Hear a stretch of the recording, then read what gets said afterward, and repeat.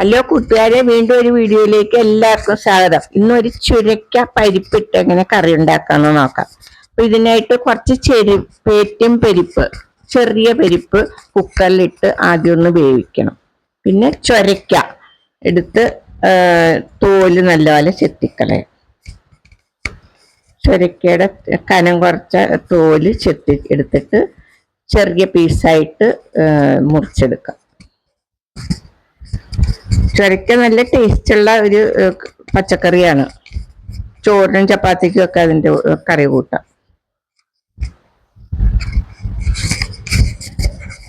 കുമ്പളങ്ങ, മത്തങ്ങ, നമ്മുടെ നാട്ടിൽ എല്ലാ പച്ചക്കറികളും സുലഭമായിട്ടുണ്ടല്ലോ. ചുരക്ക വീടുകളിലൊക്കെ നമുക്ക് നട്ടു വളർത്താവുന്നതാണ്.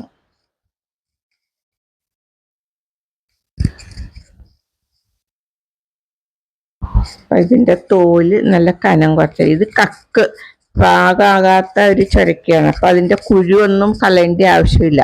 കുരുവൊന്നും കളയാനായിട്ട് ഇതിൽ കാണൂല. അത് നല്ലപോലെ പീസാക്കി മുറിച്ചെടുത്ത് വെള്ളത്തിൽ കഴുകി വാരിയെടുക്കണം.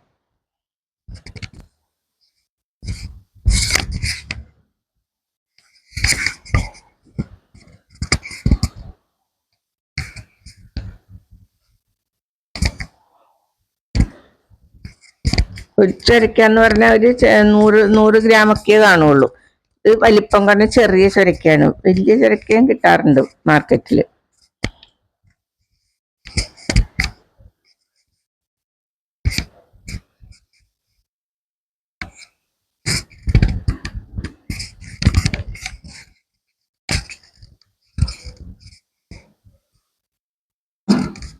ചുരക്ക അരിഞ്ഞ് കഴുകി വാരിയെടുത്തിട്ട് കുക്കറിൽ പരിപ്പ് ആദ്യം വേകാൻ വെച്ചിട്ടുണ്ടല്ലോ.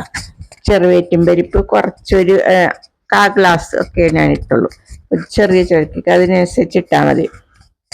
ആ പരിപ്പ് കുക്കറിലൊന്ന് വെന്തിട്ടുണ്ടാവും. അത് വെള്ളവും ഉപ്പൊഴിച്ചിട്ടാണ് വേവിച്ചത്.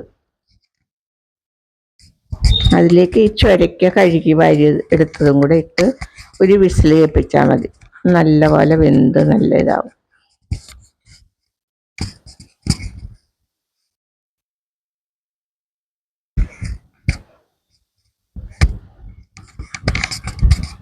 കുക്കറിൽ വെച്ച പരിപ്പിൻ്റെ കൂടെ ഈ ചുരക്ക അരിഞ്ഞതും കൂടെ ഇട്ട് ഇത്തിരി ഉപ്പും മഞ്ഞപ്പൊടി ഒരു പച്ചമുളകും കൂടെ അരിഞ്ഞിട്ട് വിസിൽ കേൾപ്പിച്ചെടുക്കുന്നു.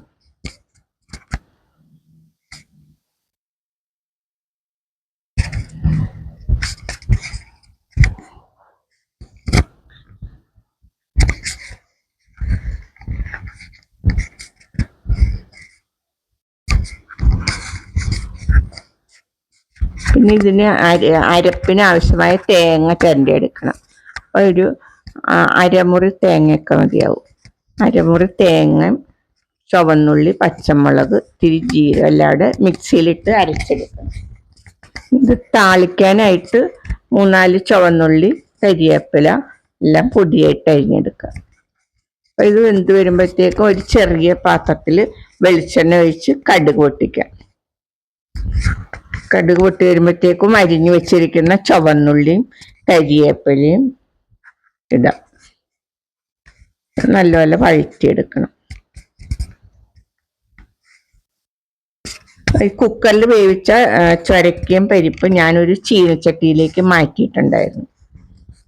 അത് നല്ല കുഴഞ്ഞിങ്ങനെ പരുവത്തിലാണ് ഇരിക്കുന്നത്. അതിലേക്ക് ആണ് മിക്സിയിൽ അരച്ച